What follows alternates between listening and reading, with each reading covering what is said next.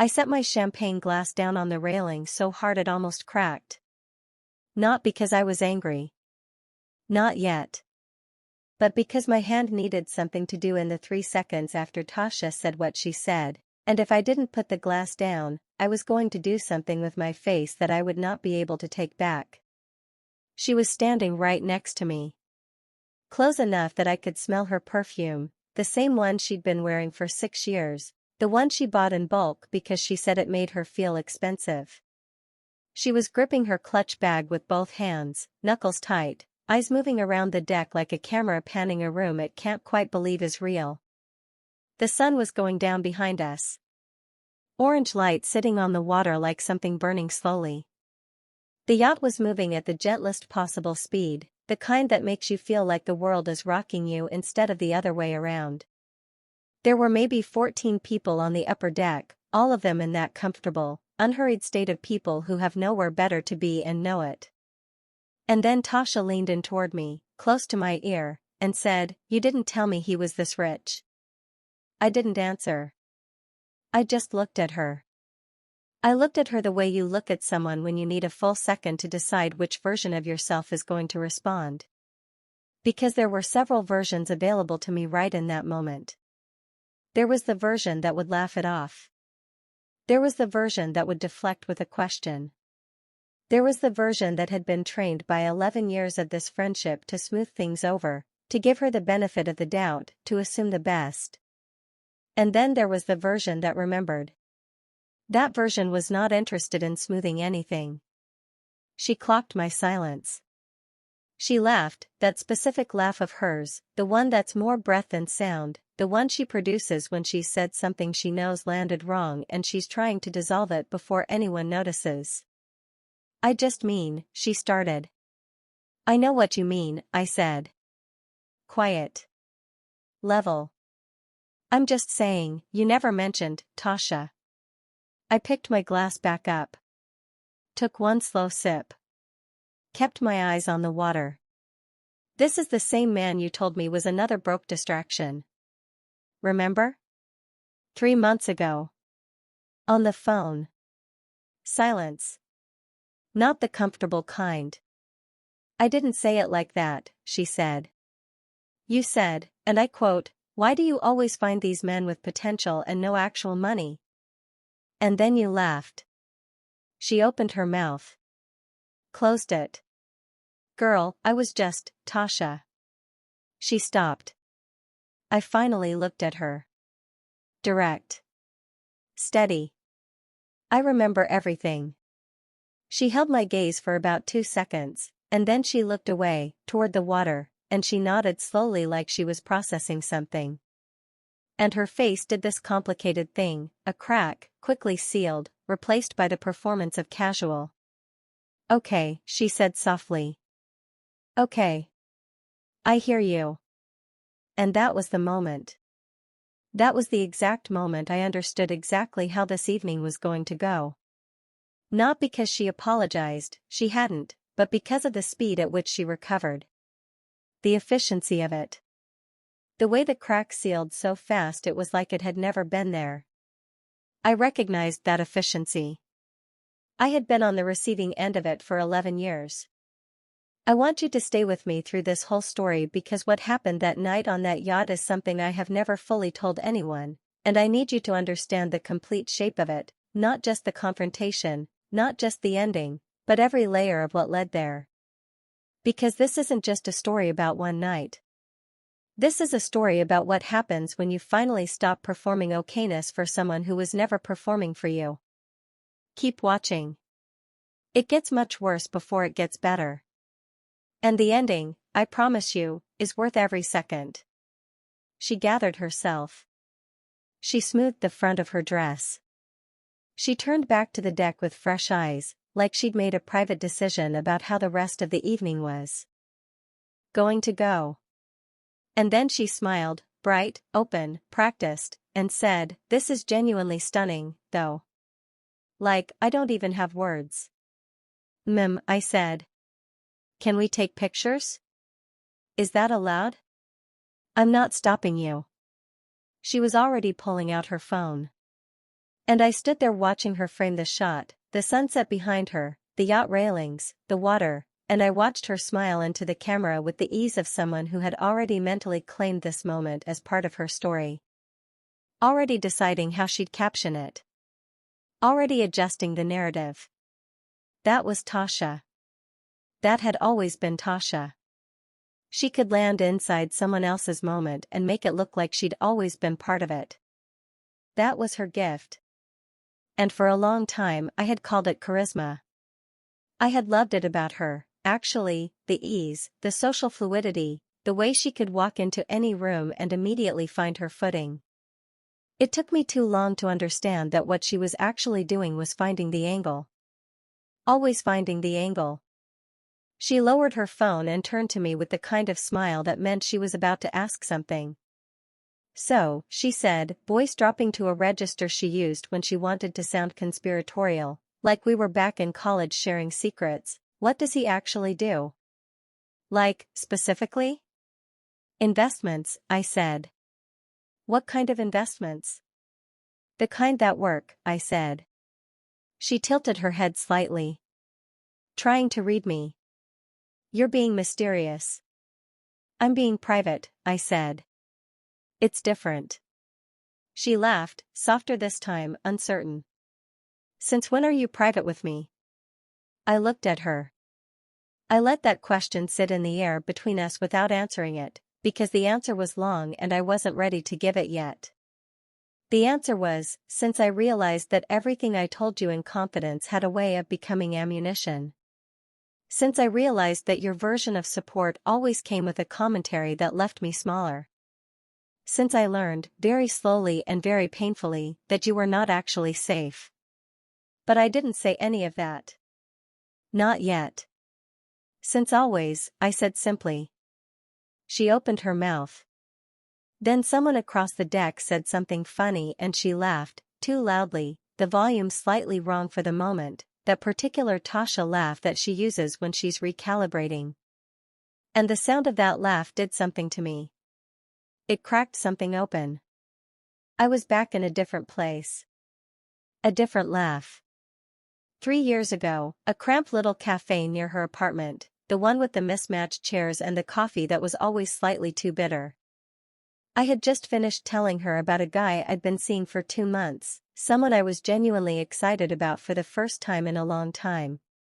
And she had leaned back in her chair and laughed, this same laugh, this too loud, slightly off laugh, and said, him?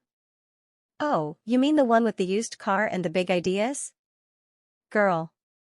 And then she'd looked at me with that particular expression, fond, patronizing, just slightly pitying, and said, you have the worst radar.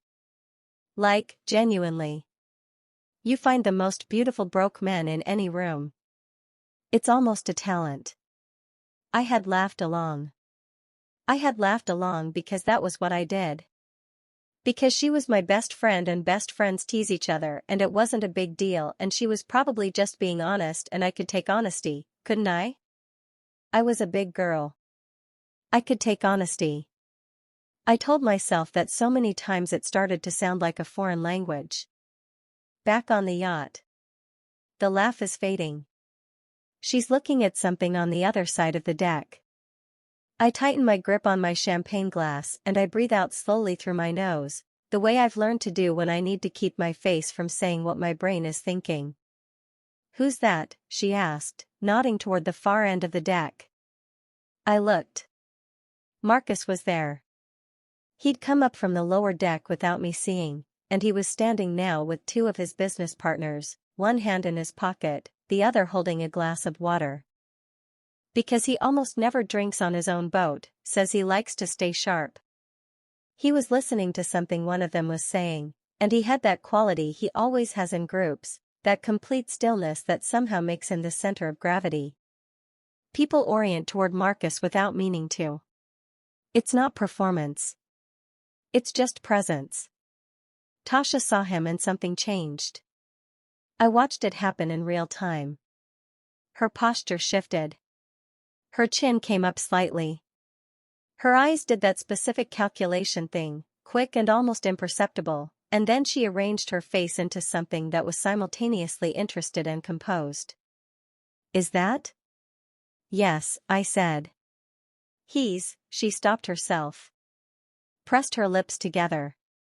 Tried again. You didn't describe him like that. I described him accurately, I said. You said tall, dark, quiet. You didn't say, she gestured vaguely. Tasha, I'm not going to have this conversation. She looked at me quickly. I'm just saying, I know what you're saying. I kept my voice completely even. And I'm telling you, not that conversation. Not tonight. She looked at me for a long moment. Then she smiled, small and different from her other smiles. This one almost looked genuine. You've changed, she said softly. Yeah, I said. I have. And I had. I knew I had. The version of me that Tasha was expecting, the one who would absorb her comments, who would laugh them off, who would perform gratitude for her presence, that version didn't exist anymore. She'd been slowly dismantled over the past 2 years. Piece by piece. Every time I chose myself over someone else's limited idea of me. Every time I said no to something that felt wrong even when I couldn't fully explain why. Every time I stood up from a floor I'd been sitting on and decided to keep building. That version of me was gone. And the woman standing here now, she was quieter. More certain. Less interested in being liked and more interested in being honest. Tasha hadn't met this version yet. Not really. Marcus looked up from his conversation then. He found me across the deck the way he always finds me, without searching, like there's some frequency between us that makes it effortless, and he held eye contact for just a moment, long enough to ask a wordless question, and I gave him a small nod that meant I'm fine, stay there, I've got this. He returned to his conversation. Tasha was watching. He looked at you like that, she said. Like what? Like, I don't know. Like you're the most important thing on the deck. He does that, I said. And she was quiet for a moment. Truly quiet, for the first time since she'd arrived. And in that quiet I felt something I hadn't expected, a splinter of the old Tasha. The real one. The one from before whatever slow erosion had happened to her in the years when I wasn't paying close enough attention. The one who would have, once, squeezed my hand and said I'm so happy for you and meant it with her whole chest. But that Tasha was buried under so many layers now that I could barely find her. And then she said, introduce me? And just like that the splinter was gone. I should have said no. I should have found some polite way to redirect. But the truth is, some part of me wanted to see what would happen. Some part of me needed to watch this play out fully so I could understand, with absolute clarity, what Tasha had become and what she hadn't. So I could stop second-guessing myself. So I could stop feeling guilty for the distance I'd been quietly building. Sure, I said. We crossed the deck together. Marcus saw us coming and he excused himself smoothly from his conversation. He met us halfway, moving with that unhurried ease he has, and when he reached me he touched my lower back briefly, just a small point of contact that said I'm here. Marcus, this is Tasha, I said. Tasha, Marcus. It's so good to finally meet you, Tasha said, and her voice had changed. Softer. Warmer. The performance was activated. She extended her hand and smiled in that particular way, the smile that's designed to make you feel like you've just become the most interesting person in her world. Marcus shook her hand. Likewise, he said. I've heard a lot about you. Good things, I hope, Tasha said, laughing lightly. Of course, Marcus said. He glanced at me briefly. There was something in that glance, a question, a check-in, a silent "Are we okay here?" I gave him a small smile. Tasha was already talking. This is incredible, she said, gesturing around her. I mean, genuinely. I don't think I've ever been anywhere like this. How long have you had the boat? A few years, Marcus said. And you just take it out on weeknights? When the schedule allows, he said. That's amazing. She was looking at him with full attention now, that focused quality she has when she's decided someone is worth impressing. And you're in private equity, right? That's what she told me. That's right, Marcus said. That must be fascinating. I've always been interested in that world. She laughed again, self-deprecating this time. I'm working on a startup right now, actually. Trying to get funding. It's been a whole journey. I'm sure, Marcus said. Polite. Neutral. Maybe I could pick your brain sometime, Tasha said. About the fundraising process. What investors are actually looking for. I feel like I'm so close but I keep hitting walls. And there it was. The ask. Not even 30 seconds in. Marcus smiled, one of those smiles that gives nothing away. I'm sure there are a lot of people who could speak to that better than me, he said. But I'm happy to point you towards some resources. That would be amazing, Tasha said. And then she did it. She reached out and touched his arm. Just lightly. Just for a second. The kind of touch that's designed to create intimacy, to close distance, to signal familiarity. Marcus looked down at her hand. Then he looked at me. I kept my face completely neutral. He looked back at Tasha and said, "Can I get you anything from the bar? I'll have someone come over." "Oh, I'm good, thank you," she said, still glowing. "Great," he said. And then, gently but unmistakably, "I'll let you two catch up." He walked back toward his conversation. Tasha watched him go. I watched her watch him. And I saw the exact moment she started recalculating, adjusting her approach, deciding on the next angle. "He's wonderful," she said, turning back to me. "He is," I said. "Like, genuinely. You really found a good one." "We found each other," I said. She tilted her head slightly. "How long have you guys been together?" "Almost a year," I said. "A year." She said it slowly, like she was doing math. "So you were with him when was the last time we really talked?" "Like, really talked?" I thought about that. "Probably 8 months ago. Maybe longer." 8 months, she repeated. And something moved across her face. Something that might have been hurt, might have been confusion. "Why didn't you tell me?" "I did tell you," I said. "I mentioned I was seeing someone." "You mentioned it." "You didn't," she stopped. Started again. "You didn't tell me it was serious. You didn't tell me he was all of this." She gestured vaguely at the yacht, at the water, at everything. "I told you what I needed to tell you," I said. She looked at me for a long moment. "That sounds like something a stranger would say." "Does it?" I asked quietly. And she heard it. The question underneath the question. The thing I wasn't saying directly but was absolutely saying. She heard it and her face did something complicated, defensive, wounded, aware. "Are you mad at me?" she asked. "About something?" I exhaled slowly. "I'm not mad." "Then what?" I looked out at the water.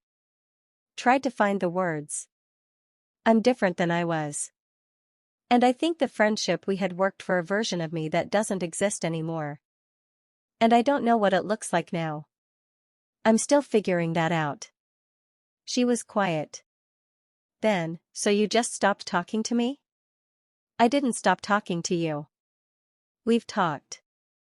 "Barely." "Yeah," I said. "Barely." "Why?" I looked at her. And I made a decision.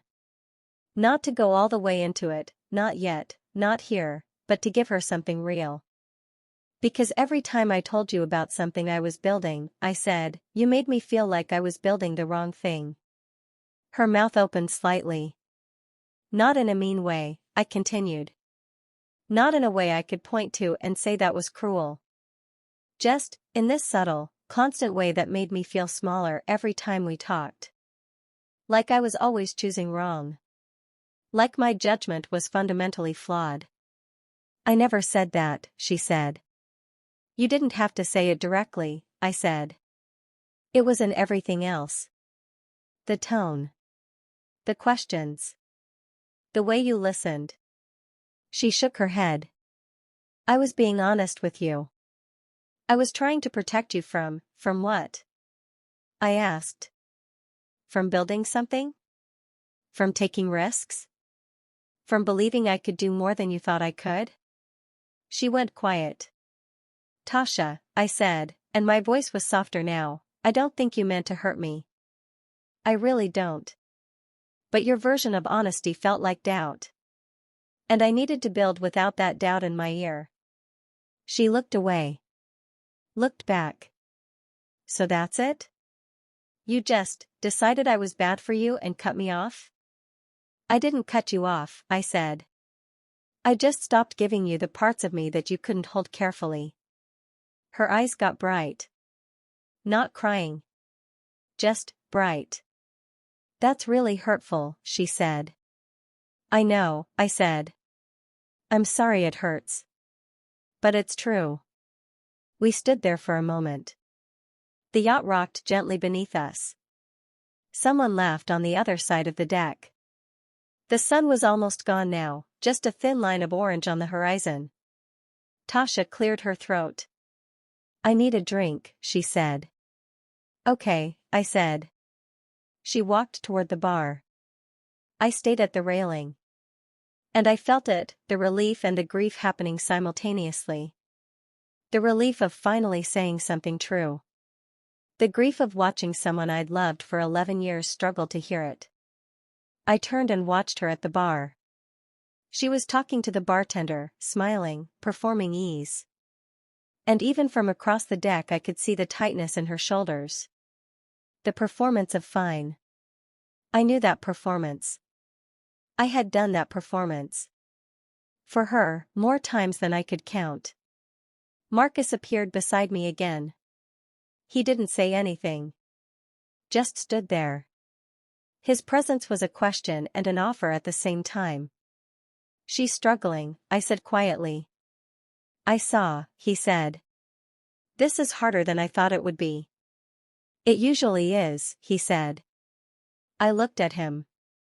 Did you like her? He considered that. I didn't dislike her. That's not an answer. I think, he said slowly, that she's someone who's very good at performing warmth. And I think you've spent a lot of years interpreting that performance as the real thing. And now you're not. And that's hard for both of you. I nodded. But, he continued, I also think you're doing the right thing. How do you know? Because you're not performing anything right now, he said. You're just being honest. And she can't meet you there. And that tells you everything you need to know. I looked back at Tasha. She was walking back toward us now, drink in hand, smile back in place. Round two, Marcus murmured, and squeezed my hand once before stepping away. Tasha returned to my side. She took a sip of her drink, something clear with lime, and looked out at the water with me. I'm sorry if I made you feel small, she said. That was never my intention. I know, I said. I thought I was helping. I know, I said again. She was quiet for a moment. Then, can I ask you something? Sure. When did you stop trusting me? I thought about that. Really thought about it. I don't think there was one moment. I think it was a lot of small moments that added up. And one day I realized I was editing myself before I talked to you. And that felt wrong. And I didn't know how to fix it without, I paused. Without this. Without confronting me. Without being honest, I said. Yeah. She nodded slowly. Took another sip. Do you think we can fix it? I don't know, I said. I think we'd both have to be different than we are right now. And I don't know if that's possible.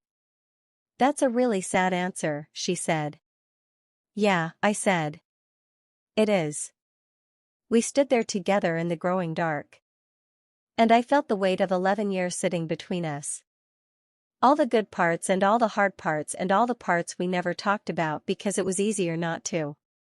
All of it right there, visible, undeniable. One of Marcus's colleagues came over then, a woman named Diane, sharp and warm, someone I'd talked to at previous gatherings. She smiled at both of us. We're heading down for dinner soon, she said. Just wanted to give you a heads up. Thanks, I said. Diane looked at Tasha. I love your dress, by the way. Oh, thank you, Tasha said, and just like that the performance switched back on. The smile. The warmth. The ease. They talked for a moment about where Tasha got the dress, about shopping, about something light and easy. And I watched Tasha bloom under the attention. Watched her become the version of herself that people like immediately, funny, charming, interested. This was the Tasha I became friends with. This was the Tasha I had loved. And somewhere along the way, I had stopped being able to tell where this Tasha ended and the other one began. The one who diminished me. The one who doubted me.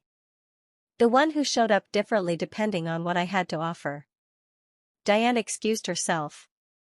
Tasha turned back to me. She seems nice, Tasha said.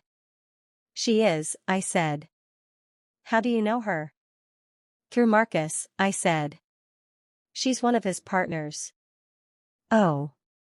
Tasha's eyes flickered with something. That must be nice. Having access to his whole world like that. There it was again. Access. It's not about access, I said. It's about partnership. Right, she said quickly. That's what I meant. But it wasn't. And we both knew it. People started moving toward the stairs that led to the lower deck. Dinner was being served. Marcus caught my eye and tilted his head slightly. You coming? I nodded. Let's head down, I said to Tasha. We descended the stairs together. The dining room was beautiful, long table, white linens, candles burning low, the kind of space that makes you want to lean in and talk quietly. There were place cards set out. I found mine next to Marcus at one end of the table. Tasha's was about 4 seats down. I saw her see that. I saw her pause. And then I saw her do it, that subtle, practiced redirect.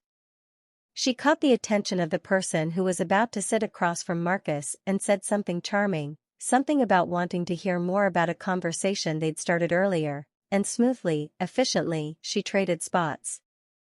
Now she was directly across from Marcus. I watched the whole thing happen. Marcus saw it too. He glanced at me, eyebrows raised slightly. I gave him a look that said let it play out. People settled into their seats. Wine was poured. The first course arrived, something beautiful and small and carefully arranged. And the table came alive with conversation the way good tables do. People talking across and around each other, laughter, questions, stories. Tasha was performing at her absolute highest level. She was funny. She was warm. She asked smart questions. She laughed at the right moments. She made the people around her feel interesting and seen. And if you didn't know her the way I knew her, you would think she was just a lovely, engaged person having a wonderful time. But I knew her. And I could see the calculation behind every move. She was working the table. And more specifically, she was working Marcus. She asked him about his investments. About how he got started. About what he looked for in opportunities. And Marcus answered, politely, briefly, not giving much, but giving enough that anyone watching would think this was a genuine conversation. I've always been fascinated by that world, Tasha said, leaning forward slightly. The risk tolerance required. The ability to see something before other people see it. It's part instinct, part research, Marcus said. Which one matters more? She asked. Depends on the day, he said, and smiled slightly. She laughed. That's the most honest answer I've heard in a long time. And then she said it, casual, easy, like she was just making conversation. You know, she never told me how serious you two were. I had to basically drag information out of her. Marcus looked at her. Then at me. Is that right? He said. She's always been like that, Tasha continued. Private. Keeps everything close. I think I'm one of the only people who actually knows how to get through to her. I set my fork down. Very quietly. Marcus noticed. She's definitely private, he said, his tone even. That's one of the things I respect most about her. It's what makes her special, Tasha said, nodding like they were agreeing. I've always told her that. I've always reminded her of her value. She doesn't always see it herself. And there it was. The subtle rewrite. The insertion of herself into my story as the one who built me up. I looked at her across the table. She was smiling. She seemed to genuinely believe what she was saying. And maybe she did. Maybe in her version of events, that's exactly what happened. Maybe she had rewritten our history so many times in her own head that she couldn't see the original anymore. I took a slow breath. Not yet, I thought. Let her keep going. Let everyone hear this. The table continued. The second course arrived. Conversation flowed around us. And Tasha kept talking, weaving herself into my narrative, claiming credit for my competence, positioning herself as the friend who had always been there, always believed, always pushed. And with every sentence, I felt the table getting quieter. Not obviously. But people were starting to hear it. The slight wrongness of it. The overreach. Diane, sitting a few seats down, glanced at me with a look that said, "Are you hearing this?" I gave her a small nod.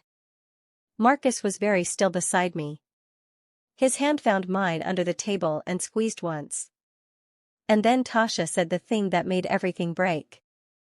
We were in the middle of a broader conversation. Someone had said something about the difficulty of building something from scratch, about resilience, about the cost of pursuing something that most people don't understand. And there was a warmth around the table, people nodding, people sharing pieces of their own stories. And Tasha leaned forward, voice warm and certain, and said, "Honestly, I think if it wasn't for me being in her corner the whole time, pushing her, she wouldn't have had the confidence to get to where she is now. I was always the one telling her she could do more." Silence. Real silence. The kind that lands on a table like something physical. People stopped eating. Marcus went completely still. Diane's eyes widened slightly. And I felt it, the shift in the room. The collective awareness that something had just been said that didn't match reality. That didn't fit. I put my fork down. Very slowly. Very deliberately. I looked at Tasha. She was still smiling, still in the glow of her own sentence, still believing she'd said something beautiful and true. "That's interesting," I said. My voice was quiet. But it carried. The table heard the tone. Tasha looked at me. Something flickered in her eyes. "Because I remember it very differently," I said. The silence deepened. "I remember calling you," I said. My voice was level. Calm. But absolutely clear. "About 2 years ago. Winter. Thursday night. I had just gotten off a call where a client backed out. A big client. The one I'd been counting on. And I was sitting in my kitchen and I was genuinely scared. Not performing scared. Actually scared. And I called you because you were supposed to be my person." Tasha's smile had frozen on her face. "And you answered," I continued. And I told you everything. I told you I was terrified. I told you I didn't know if I could keep going. And you know what you said to me? Silence. You said I wasn't built for risk. You said some people are just more comfortable being average.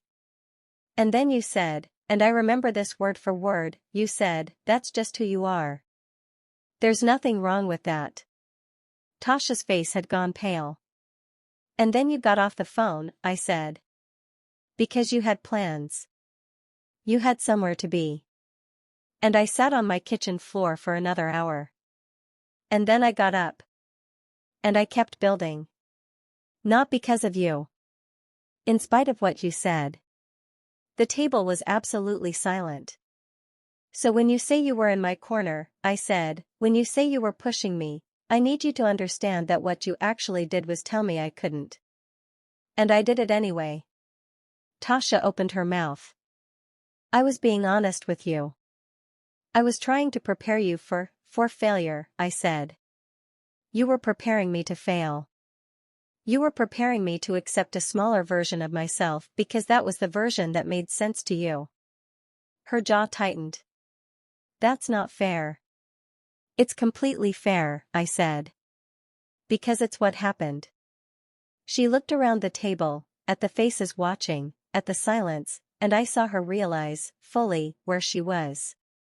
What she'd done. How exposed she was. I didn't mean it like that, she said quietly. Maybe you didn't, I said. But that's how it landed. And I carried that. I carried your doubt. And it made everything harder. Marcus, beside me, was completely still. Listening. Present.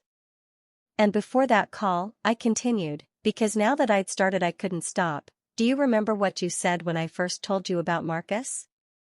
She said nothing. I told you I was seeing someone. I told you his name. I told you I really liked him. And you know what you said? Silence. You said, you and your broke boyfriends. When are you going to learn? I paused. Those were your exact words. A small sound from somewhere at the table. Someone catching their breath. You assumed, I said, that any man I chose would be a downgrade. You assumed my judgment was so bad that whoever I was with must be lacking. You didn't even ask about him. You just decided. Tasha was looking down at her plate now. And you know what's wild? I said. Marcus isn't even the point. The point is, you spent years deciding who I was. And then you responded to me based on that decision. And every time I tried to show you something different, you couldn't see it. Because you'd already made up your mind. She looked up at me. Her eyes were bright. I thought I was protecting you, she said, and her voice cracked slightly. From what? I asked. From success? From happiness? From believing I could do hard things? From getting hurt, she said. Tasha. I leaned forward slightly. The person who hurt me most was you. She flinched. And I felt it, the weight of that sentence in my own chest. The truth of it. The years of small wounds that I had ignored and minimized and explained away, all of them suddenly visible. I'm not saying you're a bad person, I said, quieter now. I'm saying you were not a good friend to me. And I stayed anyway. For way too long. Because I kept thinking it would get better. I kept thinking you'd see me. But you never did. I'm seeing you now, she said, and her voice was small. No, I said. You're seeing the yacht. You're seeing Marcus. You're seeing the version of my life that looks like something you want access to. But you're not seeing me. You still don't see me. She didn't have an answer for that. The table was so quiet I could hear the ocean outside. And then Marcus spoke. He didn't raise his voice. He didn't turn toward Tasha. He just said, very calmly, looking straight ahead, We're very careful about who we let close. 4 words. They landed like a verdict. Final. Inarguable. Tasha's face crumpled slightly. Not dramatically. Just the smallest collapse. The awareness that she had lost something here. That the door she'd been trying to walk through had just closed. She looked at me. I didn't come here for this, she said quietly. Then why did you come? I asked. She didn't answer. When I invited you 3 weeks ago, I said, you said you might be busy. You said you'd try. But you weren't sure. It wasn't until I mentioned we'd be on Marcus's boat that you cleared your schedule. She looked away. So I'll ask you again, I said.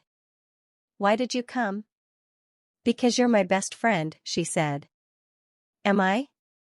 I asked. Because the person sitting across from me tonight has asked me twice about Marcus's money. Has touched his arm. Has given him a business card. Has spent the entire evening trying to position herself.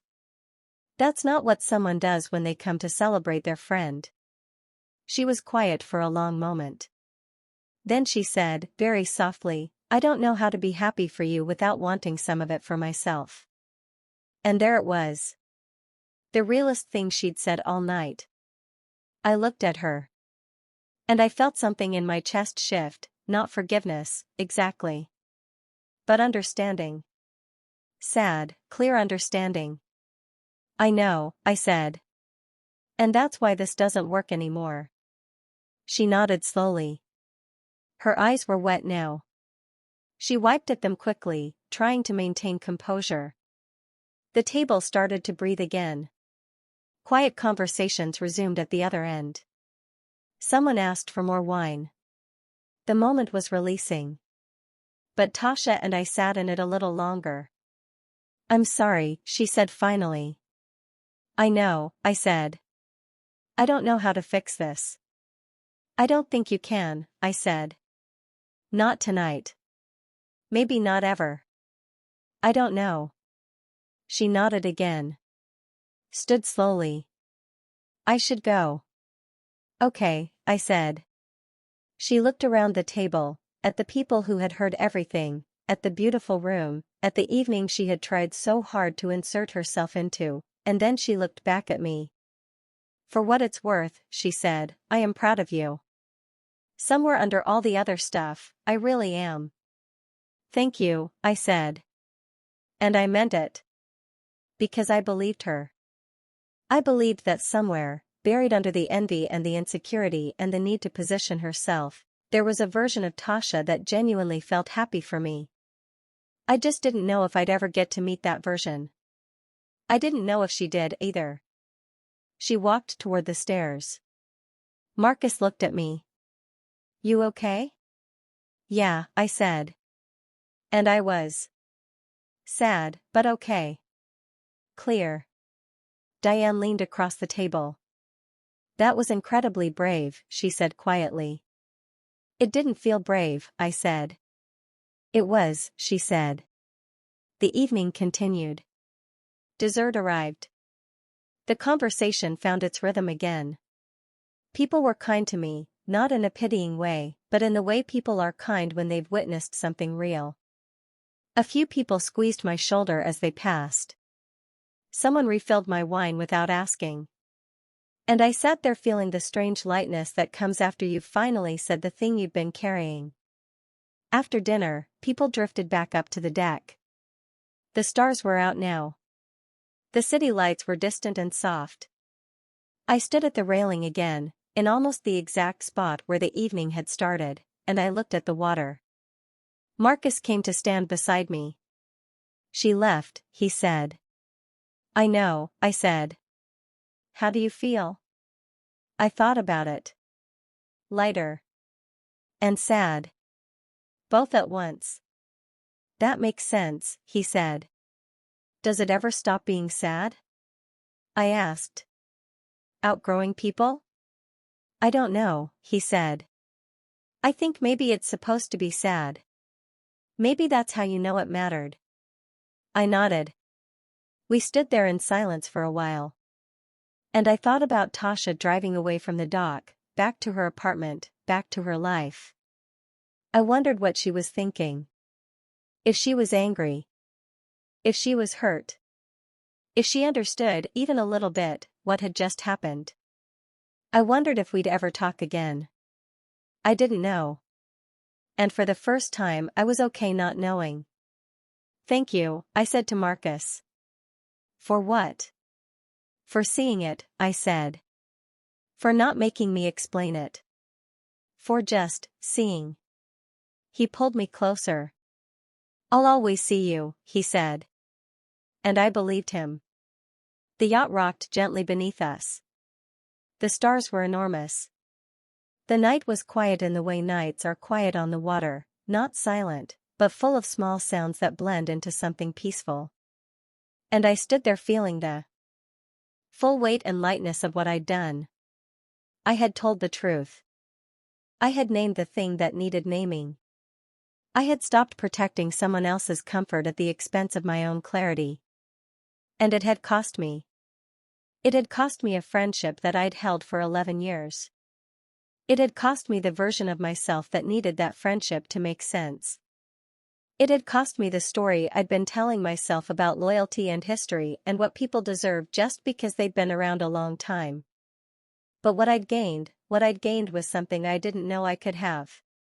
I'd gained the ability to stand in my own life without apologizing for it.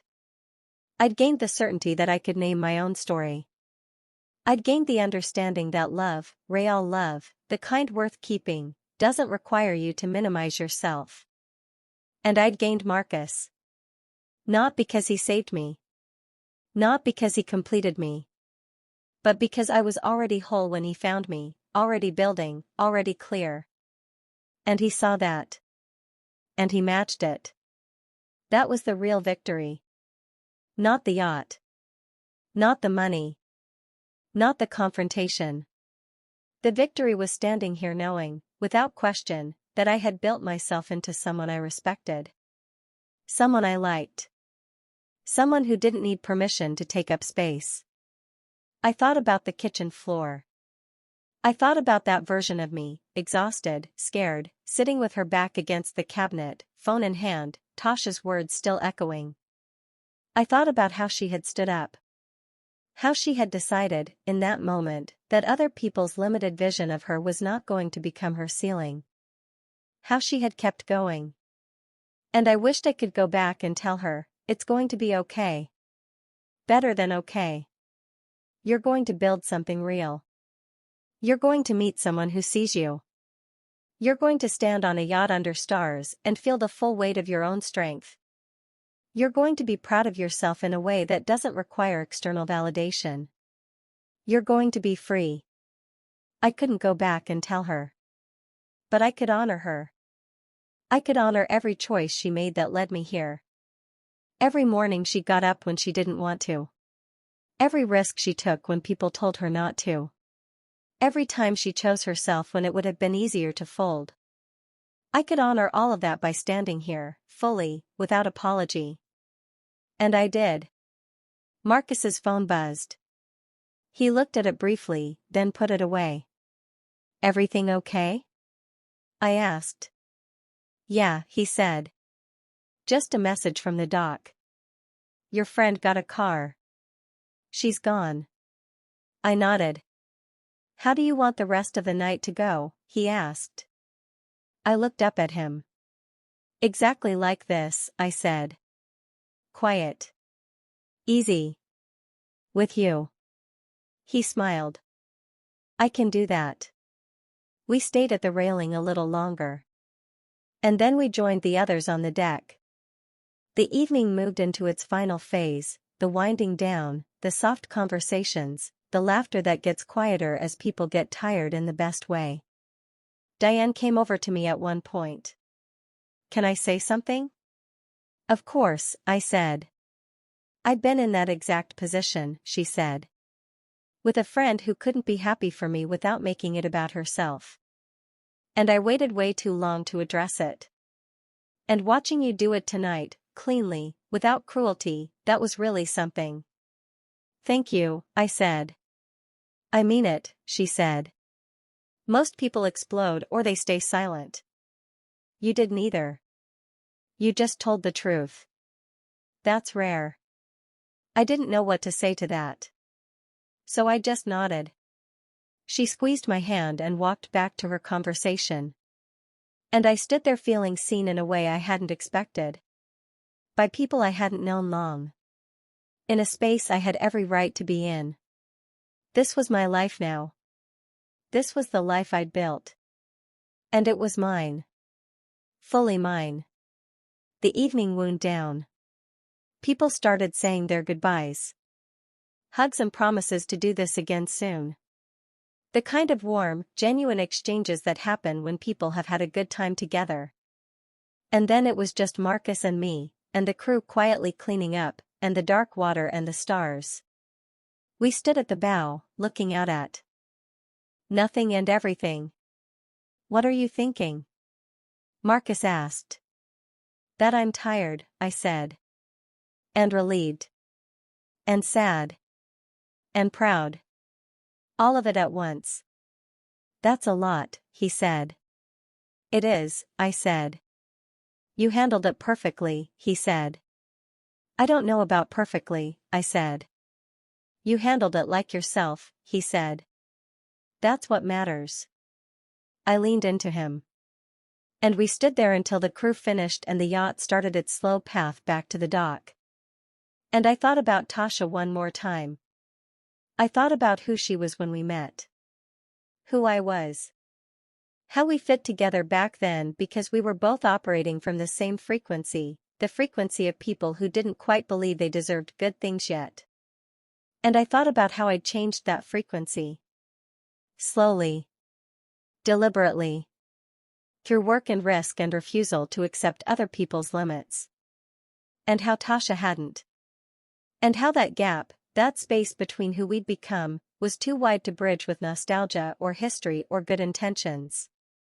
It just was. And I could be sad about it without needing to fix it. I could honor what we were without pretending we could still be that. I could let her go. Not with anger. Not with bitterness.